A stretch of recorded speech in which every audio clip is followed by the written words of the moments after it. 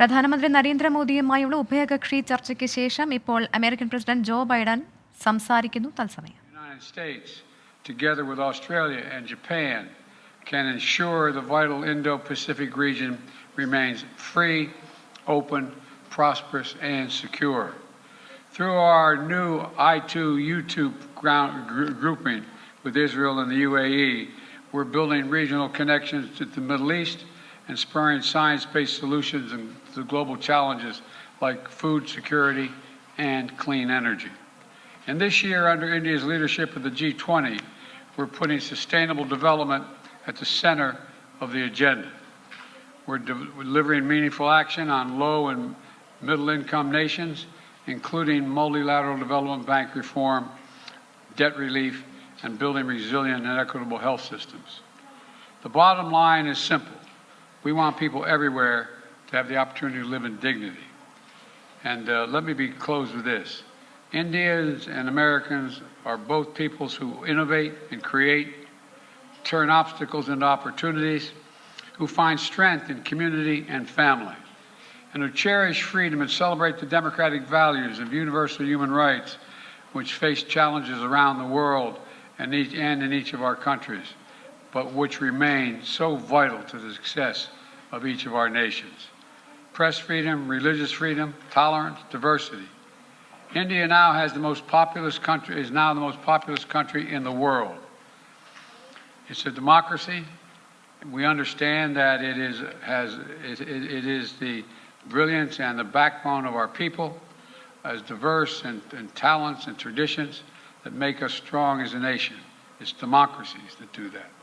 We see that so clearly here in the United States, where a vibrant Indian American community of more than 4 million strong contributes every single day to the writing of the future of our nation. Indian Americans of every background and faith, representing the full diversity of India, are pursuing their American dream while maintaining deep connections for their Indian heritage and families. That makes us all stronger. That is a cornerstone of this essential partnership between India and the United States. And that is why I know the friendship between our nations is only going to grow as we face the future together. Mr. Prime Minister, the floor is yours.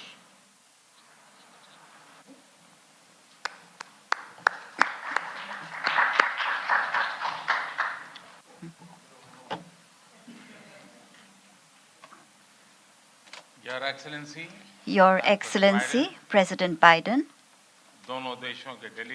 delegates of both countries, friends from the media, Namaskar.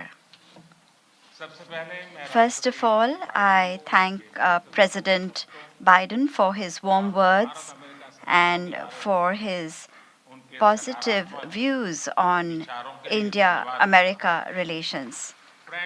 Friends, today is a day that has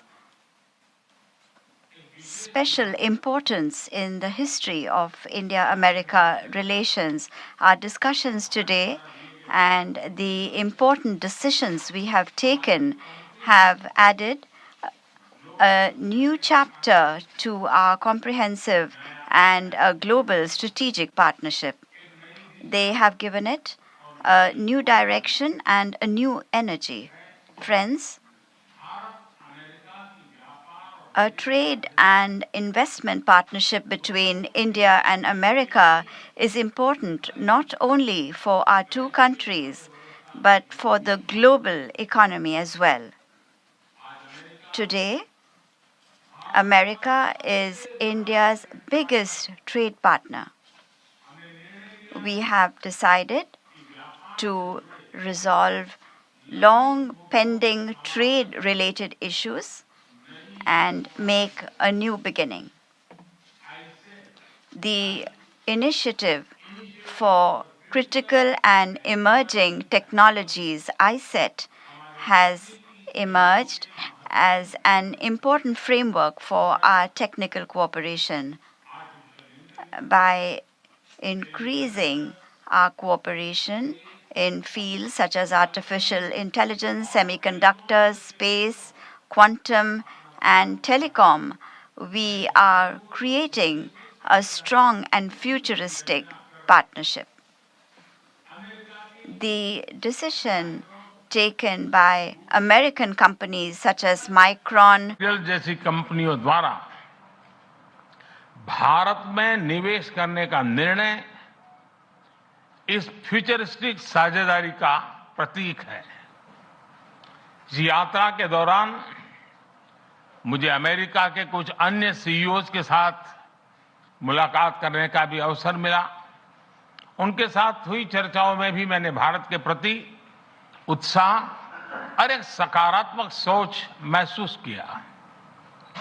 हम दोनों सहमत हैं कि हमारी strategic technology partnership को सार्थक करने में गवर्नमेंट्स, बिजनेसेस और एकेडमिक इंस्टीट्यूशंस का साथ आना बहुत महत्वपूर्ण है।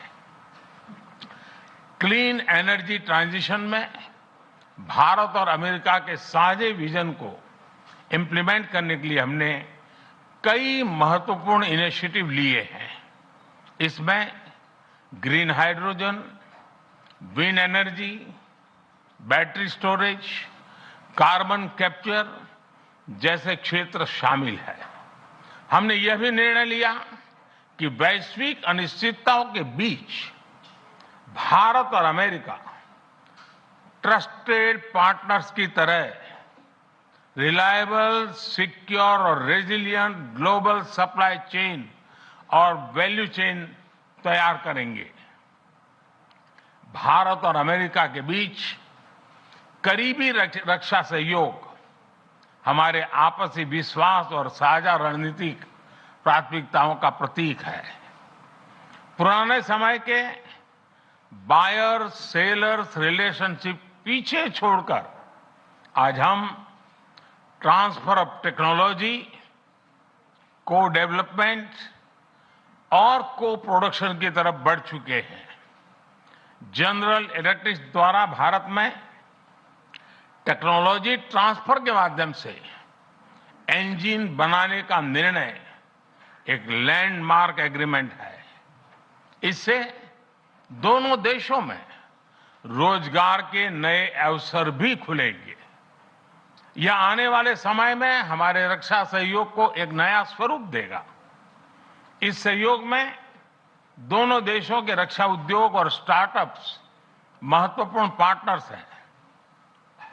उन्हें आपस में जोड़ना हमारे डिफेंस इंडस्ट्रियल रोडमैप का मुख्य उद्देश्य है। स्पेस साइंस और टेक्नोलॉजी में हमारा गहरा और वर्षों पुराना सहयोग रहा है। आज हमने आर्टेमिस अकॉर्ड्स में शामिल होने का निर्णय लेकर हमारे स्पेस कोऑपरेशन में एक लंबी उड़ान भरी है। संक्षेप में कहूं तो भारत और अमेरिका की साझेदारी के लिए even sky is not the limit. Friends, हमारे संबंधों का सबसे महत्वपूर्ण स्तंभ हमारे पीपल टू पीपल टाइज है। भारतीय मूल के 40 लाख से भी ज्यादा लोग आज अमेरिका की प्रगति में महत्वपूर्ण योगदान दे रहे हैं। आज सुबह व्हाइट हाउस में इतनी बड़ी संख्या में भारतीय लोगों की उपस्थिति इस बात का प्रमाण है कि इंडियन अमेरिकन्स हमारे संबंधों की असली ताकत है। इन संबंधों को और गहरा करने के लिए हम अमेरिका द्वारा बेंगलुरु और अहमदाबाद में कॉन्सुलेट्स खोलने के निर्णय का स्वागत करते हैं। उसी तरह सिएटल में भारत का नया कॉन्सुलेट खोलेंगे।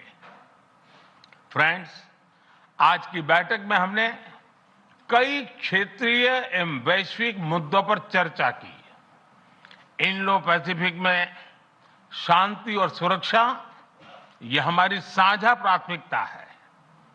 हम एकमत हैं कि इस क्षेत्र का विकास और सफलता पूरे विश्व के लिए महत्वपूर्ण है। हमने क्वाड पार्टनरशिप के साथ मिलकर इस क्षेत्र के सभी देशों के साथ अपना समन्वय बढ़ाने पर विचार साझा किए। आतंकवाद और कट्टरवाद के खिलाफ लड़ाई में भारत और अमेरिका कंधे से कंधा मिलाकर चल रहे हैं। हम सहमत हैं कि क्रॉस बॉर्डर टेररिज्म को समाप्त करने के लिए ठोस कार्रवाई आवश्यक है। कोविड महामारी और यूक्रेन संघर्ष से ग्लोबल साउथ के देश विशेष रूप से पीड़ित हुए हैं। हमारा मत है कि इन समस्याओं के समाधान के लिए सभी देशों का एकजुट होना अनिवार्य है। यूक्रेन के घटनाक्रम के शुरुआत से ही भारत ने डायलॉग और डिप्लोमेसी के माध्यम से इस विवाद को सुलझाने पर जोर दिया है। हम शांति की बहाली के लिए हर संभव योगदान देने के लिए पूरी तरह से तैयार है। भारत की G20 की अध्यक्षता में हम one earth, one family, one future उस पर बल दे रहे हैं। ग्लोबल साउथ की प्राथमिकताओं को आवाज दे रहे हैं। मैं राष्ट्रपति बाइडेन का धन्यवाद करता हूं कि उन्होंने अफ्रीका को G20 का पूर्ण सदस्य बनाने के मेरे प्रस्ताव पर समर्थन जताया है। फ्रेंड्स, हमारे सभी साझे प्रयासों का मूल मंत्र है लोकतंत्र और लोकतांत्रिक मूल्यों तथा व्यवस्थाओं को सशक्त करना। विश्व के दो सबसे बड़े लोकतंत्र भारत और अमेरिका मिलकर विश्व शांति, स्थिरता, समृद्धि में महत्वपूर्ण सहयोग दे सकते हैं।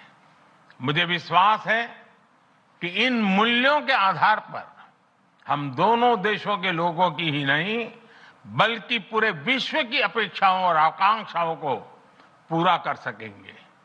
राष्ट्रपति बाइडेन, आज की उपयोगी चर्चा के लिए मैं आपका बहुत बहुत धन्यवाद करता हूं। इस वर्ष G20 समिट के दौरान आपका भारत में स्वागत करने के लिए भारत और मैं स्वयं भी बहुत ही उत्सुक है।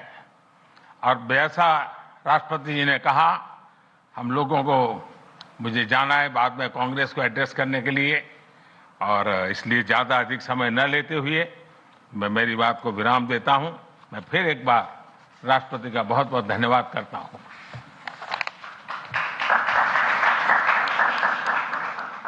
Well, the Congress is actually waiting to, and anxiously waiting to hear you. I'm told there are two questioners, Sabrina from the Wall Street Journal and Kumar from the Trust of India. And Sabrina, you first. Thank you, Mr. President. I have a question for the Prime Minister, but first a two-part question for you. Your comments at a fundraiser this week appear to be the first time in recent memory that a sitting U.S. president has called a Chinese leader a dictator. Did those comments about President Xi undermine or complicate the progress your administration has made in maintaining a relationship with China?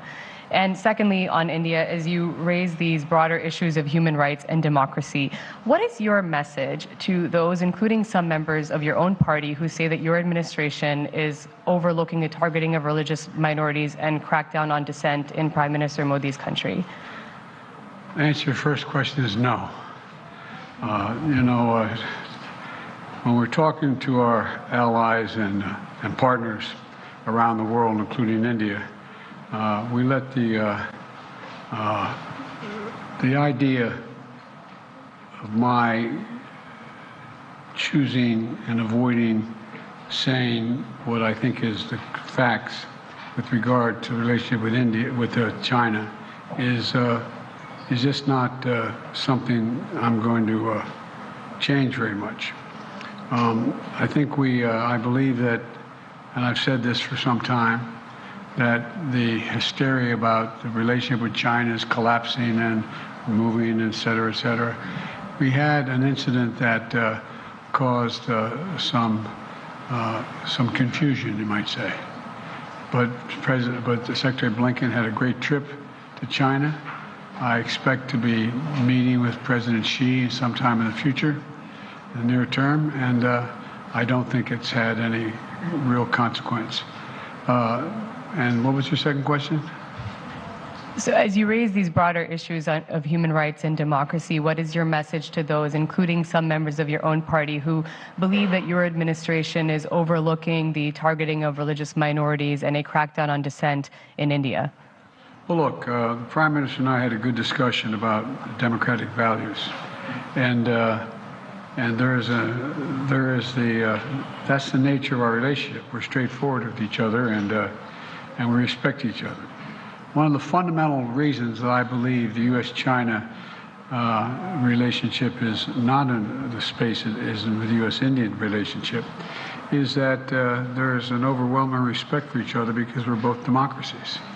And it's a common democratic character of both our countries and our people, our diversity, our culture, our open, tolerant, robust debate. And I believe that we believe in the dignity of every citizen. And it is in America's DNA, and I believe in India's DNA, that the whole world has a stake in our success, both of us, in maintaining our democracies, makes us appealing partners, and enables us to expand democratic institutions around the world. And I believe this, and I still believe this. Mr. Prime Minister, India has long prided itself as the world's largest democracy, but there are many human rights groups who say that your government has discriminated against religious minorities and sought to silence its critics. As you stand here in the east room of the White House, where so many world leaders have made commitments to protecting democracy, what steps are you and your government willing to take to improve the rights of Muslims and other minorities in your country and to uphold free speech?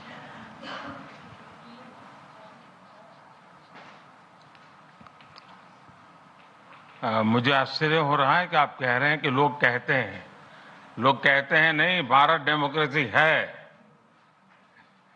और जैसा राष्ट्रपति Biden ने कहा, भारत और America दोनों के DNA में लोकतंत्र है। लोकतंत्र हमारा स्पिरिट है, लोकतंत्र हमारी रगों में है, लोकतंत्र को हम जीते हैं और हमारे पूर्वजों ने उसको शब्दों में ढाला है संविधान के रूप में। और हमारी सरकार लोकतंत्र के मूलभूत मूल्यों को आधार लेकर के बने हुए संविधान के आधार पर चलती है। और हमारा संविधान और हमारी सरकार, और हमने सिद्ध किया है डेमोक्रेसी कैन डिलीवर। और जब मैं डिलीवर कहता हूं तब कास्ट, क्रीड, रिलीजन, जेंडर, किसी भी भेदभाव को वहां जगह नहीं होती है। और जब हम लोकतंत्र की बात करते हैं तब अगर ह्यूमन वैल्यूज नहीं है, ह्यूमैनिटी नहीं है, ह्यूमन राइट्स नहीं है, फिर तो वो डेमोक्रेसी है ही नहीं। और इसलिए जब आप डेमोक्रेसी कहते हैं, जब डेमोक्रेसी को स्वीकार करते हैं और जब हम डेमोक्रेसी को लेकर के जीते हैं, तब डिस्क्रिमिनेशन का कोई सवाल ही नहीं उठता है। और इसलिए भारत सबका साथ, सबका विकास, सबका विश्वास, सबका प्रयास, उन मूलभूत सिद्धांतों को लेकर के, और इसलिए हम चलते हैं। भारत में सरकार के जो बेनिफिट्स हैं वो एक्सेस टू ऑल है, जो भी उसके हकदार हैं उन सबको मिलते हैं। इसलिए भारत के लोकतांत्रिक मूल्यों में कोई भेदभाव नहीं है, न धर्म के आधार पर, न जाति के आधार पर, न उम्र के आधार पर, न भूभाग के आधार पर।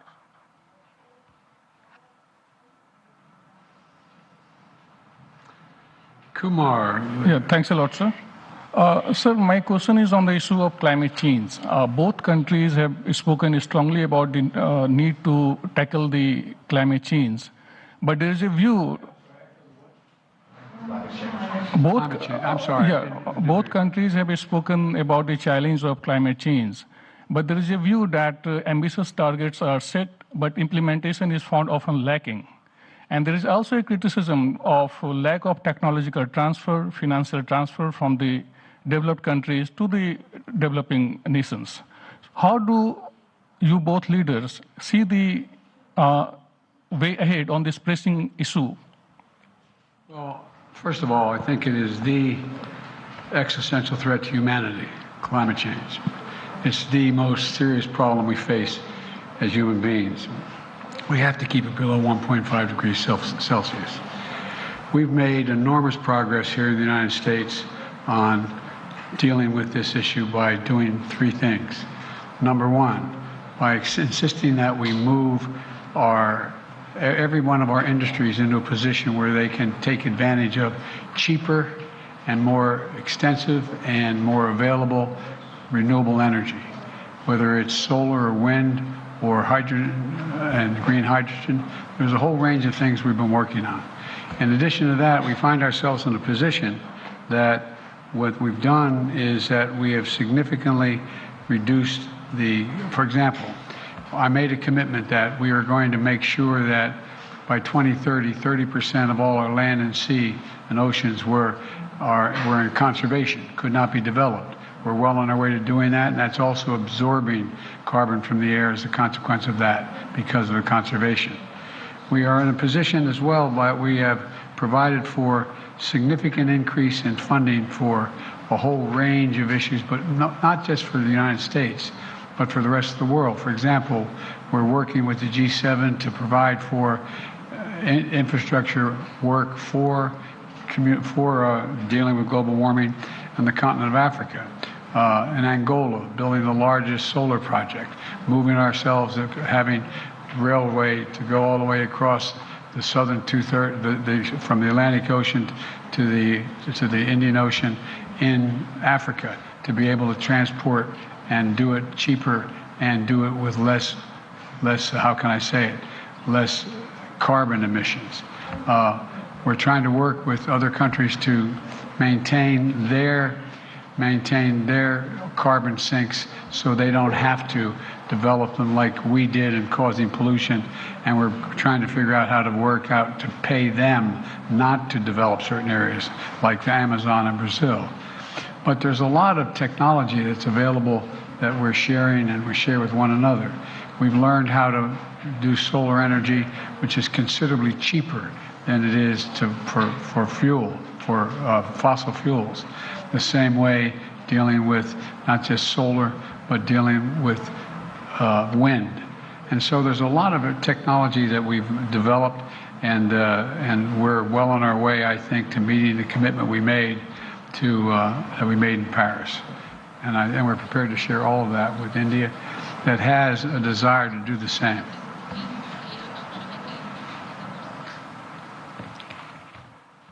एक्सेलेंसी, आपने सही कहा। जहां तक भारत का सवाल है, एनवायरमेंट, क्लाइमेट, ये हमारे सांस्कृतिक परंपरा में अत्यंत महत्वपूर्ण स्थान है उसका।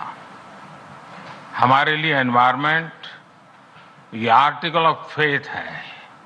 ये कन्वीनियंस के कारण करने का हमारा काम नहीं है, हम ये मानते हैं।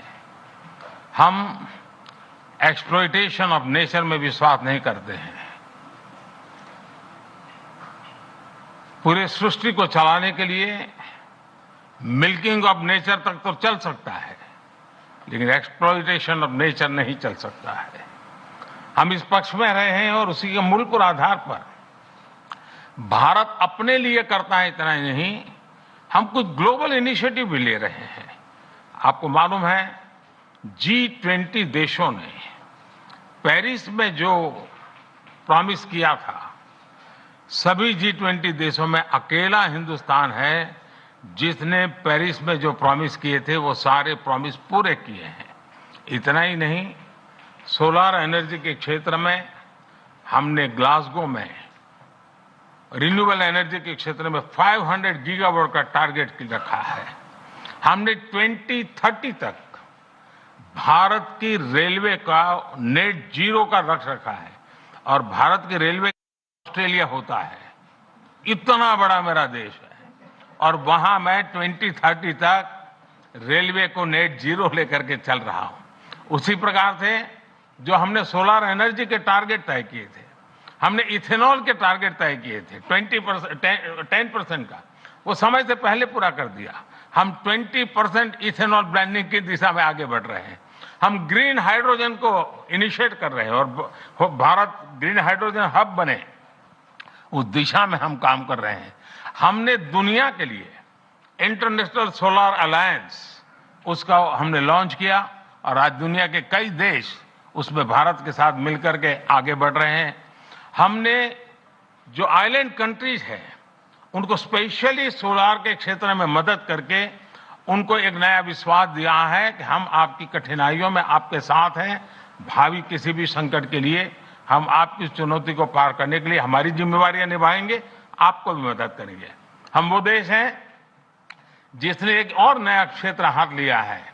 हम देख रहे हैं कि नेचुरल कैलेमिटी के कारण आज मनुष्य मृत्यु की चर्चा तो होती है, लेकिन इंफ्रास्ट्रक्चर का इतना नुकसान होता है जो 50-50 साल तक भरपाई नहीं हो सकता। और इसलिए ये जो क्लाइमेट चेंज के कारण जिस प्रकार का संकट आ रहा है, तो ऐसा इंफ्रास्ट्रक्चर बनना चाहिए जिसमें रेजिलियंस हो, और इसके लिए CDRI हमने एक ग्लोबल ऑर्गेनाइजेशन को जन्म दिया है। और आपको पता होगा, मैंने ग्लासगो के अंदर एक विषय रखा है दुनिया के सामने, और जिसको पिछले दिनों UN सेक्रेटरी जनरल और मैंने उसको लॉन्च किया है, वो है मिशन लाइफ। और जब मैं लाइफ कहता हूं तब life style for environment. Her individual को प्रो क्लाइमेट, प्रो एनवायरमेंट अपना जीवन जीने का तरीका डेवलप करना होगा। इतने बड़े संकट के लिए उस दिशा में भी हम काम कर रहे हैं और मुझे विश्वास है कि भारत ने जो आज इन क्षेत्रों में काम शुरू किया है, इसलिए नहीं कि भारत ने दुनिया के एनवायरमेंट को बुरा किया है, लेकिन हम इसलिए कर रहे हैं कि हमारी भावी पीढ़ी की हमें चिंता है। हम हमारी भावी पीढ़ी को ऐसा विश्व नहीं दे सकते हैं कि जिसके लिए उसके लिए जीना कठिन हो जाए। और इसलिए एक ग्लोबल रिस्पॉन्सिबिलिटी के रूप में भारत ने खुद ने कुछ बुरा नहीं किया है तो भी अच्छा करने में, योगदान देने में हम अग्रिम भूमिका निभा रहे हैं और हम आगे भी निभा रहेंगे।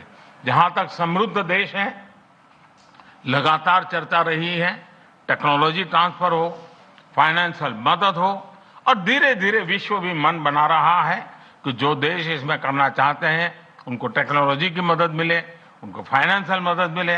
हम प्रतीक्षा कर रहे हैं कि जितना जल्दी इस विषय में आगे बढ़ेंगे, दुनिया को इस संकट से हम जल्दी से मुक्त कर पाएंगे। धन्यवाद। Let me add one thing to that. We have caused damage in the United States the way we developed over the last 300 years. And that's why I was able to convince my colleagues in the Congress to pass legislation, the largest climate fund ever in American and the world history, $369 billion. $369 billion to deal with the climate crisis. And we're doing it extensively now, and I think you're going to see significant progress. Thank you all very, very much.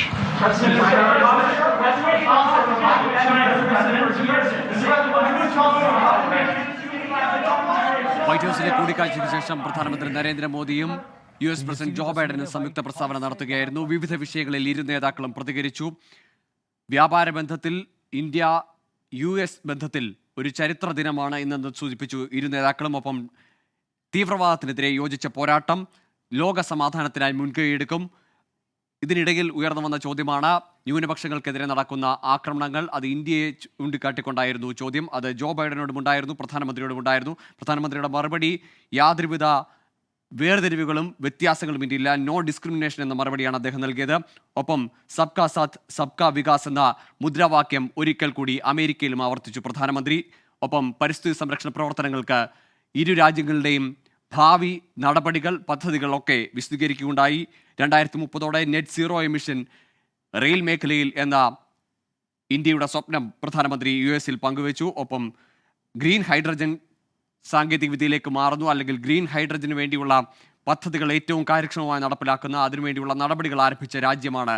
Green ഹൈഡ്രജന്റെ ഹബ്ബായി തന്നെ India മാറുന്നു എന്ന പ്രസ്താവനയും പ്രധാനമന്ത്രി നരേന്ദ്രമോദി നടത്തിയൊപ്പം സാങ്കേതിക വിദ്യയുടെ കൈമാറ്റത്തിലും വലിയ ചുവടുവയ്പ്പിലേക്ക് നീങ്ങുന്നു എന്നതാണ് പ്രധാനമന്ത്രി നരേന്ദ്രമോദിയുടെ പ്രതികരണം. ഒപ്പം ജോ ബൈഡനും ഇന്ത്യയുടെ DNA ഡെമോക്രസി എന്ന് പറഞ്ഞ് പ്രശംസിക്കുന്ന നിലപാടുണ്ടായി ജോ ബൈഡന്റെ ഭാഗത്തുനിന്നും.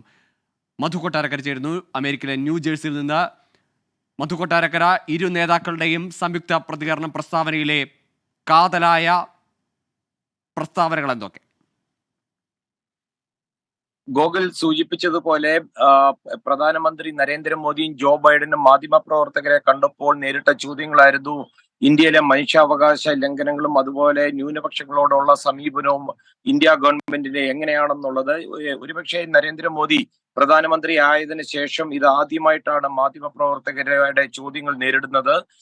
ഈ ചോദ്യത്തിനോട് പ്രധാനമന്ത്രി നരേന്ദ്രമോദിയുടെ മറുപടി ഇന്ത്യയുടെ DNA-യിലുള്ളതാണ് ജനാധിപത്യം, അതുമാത്രമല്ല ആരോടും ഒരു വിവേചനവും ഇല്ലാതാണ് തന്റെ ഗവൺമെന്റ് മുന്നോട്ട് പോകുന്നതെന്ന് അടിവരയിട്ട് അദ്ദേഹം പറയുകയായിരുന്നു. ജോ ബൈഡനോട് ചോദിച്ച ചോദ്യം ചൈനയുടെ പ്രസിഡന്റ് ഡിക്റ്റേറ്ററായിട്ട്, ഏകാധിപതിയായിട്ട് വിശേഷിപ്പിച്ചതാണ്. എന്നാൽ അതൊക്കെ ചില ഫാക്ടുകളൊക്കെ വെച്ച് സംസാരിച്ചതാണ്.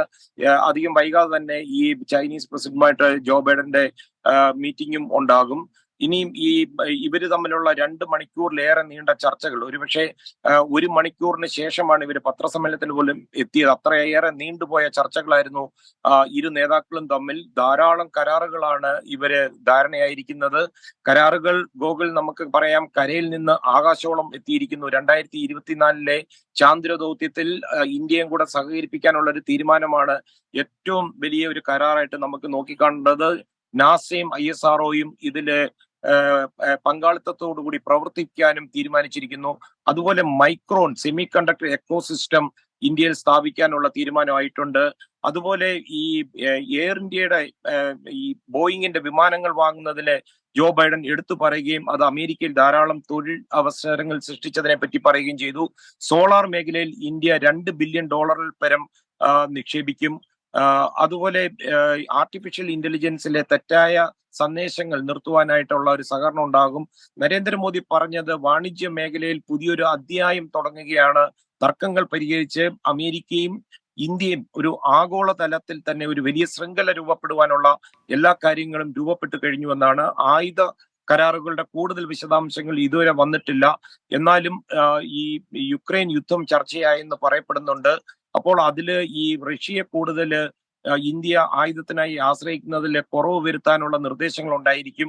ഇന്ത്യക്ക് സാങ്കേതിക വിദ്യകൾ കൈമാറുമെന്ന് നേരത്തെ തന്നെ പറഞ്ഞിട്ടുണ്ട്.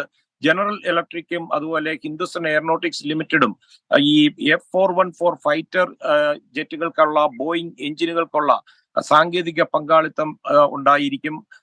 അതുപോലെ തന്നെ ഈ കാലാവസ്ഥാ വ്യതിയാനം, സെമി കണ്ടക്ടർ അതുപോലെ ഇലക്ട്രോണിക്സ് മേഖലകളിലും നിരവധി കരാറുകൾക്ക് രൂപം കൊണ്ടു കഴിഞ്ഞു. ഈ ചർച്ചകളിലൂടെ അമേരിക്കയും ഇന്ത്യയും കൂടുതൽ അടുക്കുന്നതായിട്ടാണ് ഈ 2 മണിക്കൂർ ചർച്ചകളോടുകൂടി നമുക്ക് മനസ്സിലാക്കാൻ കഴിയുന്നത്. ഇവിടെ നിന്ന് നരേന്ദ്രമോദി നേരെ പോകുന്നത് US കോൺഗ്രസിന്റെ സംയുക്ത സമ്മേളനത്തെ അഭിസംബോധന ചെയ്ത് സംസാരിക്കുവാനാണ്. ഗൂഗിൾ മധു, ഇന്ത്യ അമേരിക്ക ബന്ധത്തിന് ആകാശത്തിന്റെ അതിരുകളില്ല എന്നാണ് പ്രധാനമന്ത്രി പറഞ്ഞത്. അത് അർത്ഥവത്താകുന്ന തരത്തിലുള്ള പ്രഖ്യാപനങ്ങൾ, അത്തരത്തിലുള്ള ചർച്ചകൾ ക്രിയാത്മകമായ ചില കരാറുകളിലേക്ക് നീങ്ങുന്നു. അത് വ്യക്തമാക്കുന്ന തരത്തിലല്ലേ ഇപ്പോഴത്തെ സംയുക്ത പ്രസ്താവനയും ഇന്നത്തെ ഇരു നേതാക്കളും തമ്മിലുള്ള കൂടിക്കാഴ്ചയ്ക്ക് ശേഷമുള്ള തീരുമാനങ്ങളും സൂചിപ്പിക്കുന്നത്? ഗോകുൽ, ഒരുപക്ഷെ ഒരുപാട് കരാറുകൾ ഇരു രാജ്യങ്ങൾക്കും പങ്കാളിത്തം ഉറപ്പാക്കുന്ന രീതിയിലുള്ളത് വന്നിരിക്കുകയാണ്. ജോ ബൈഡൻ തന്നെ ഈ മാധ്യമ പ്രവർത്തകരെ കാണുമ്പോൾ തുടക്കത്തിൽ പറഞ്ഞത് ഓരോ പ്രാവശ്യം നരേന്ദ്രമോദിയെ കാണുമ്പോഴും, കഴിഞ്ഞ പ്രാവശ്യം ഹിരോഷിമയിലെ G20 സമ്മിറ്റിലാണ് കണ്ടത്, പുതിയ പുതിയ മേഖലകൾ ഇരു രാജ്യങ്ങളിലും തമ്മിൽ തുറക്കുകയാണ്. അതുകൊണ്ട് തന്നെ ഈ കരാറുകൾ ഒരുപാട് രൂപം കൊണ്ടു കഴിഞ്ഞു. ഈ ആകാശത്തോളം എന്ന് നരേന്ദ്രമോദി പറഞ്ഞത് ഒരുപക്ഷെ നാസയും ISROയും കൂടെയുള്ള സഹകരണവും അതുപോലെ തന്നെ സമാധാനത്തിനായിട്ട് ചന്ദ്രനിലെയും അതുപോലെ തന്നെ ചൊവ്വയിലെയും പര്യവേഷണത്തിനുള്ള ഈ ഉടമ്പടി ഒപ്പുവെച്ചതായിരിക്കാം ഒരുപക്ഷെ സൂചിപ്പിച്ചത്. ഇത് ഇന്ത്യയുടെയും ആകാശ ദൗത്യങ്ങൾക്ക് ഒരു വലിയ മാറ്റം തന്നെ കൊണ്ടുവരും. കാരണം നാസ പോലെയുള്ള ഒരു ഏജൻസിയുമായിട്ടുള്ള ഒരു സഹകരണമാണ് നരേന്ദ്രമോദി ഇപ്പോൾ ഉറപ്പിച്ചിരിക്കുന്നത്. ഗോകുൽ, ശ്രീ മധു കൊട്ടാരക്കര,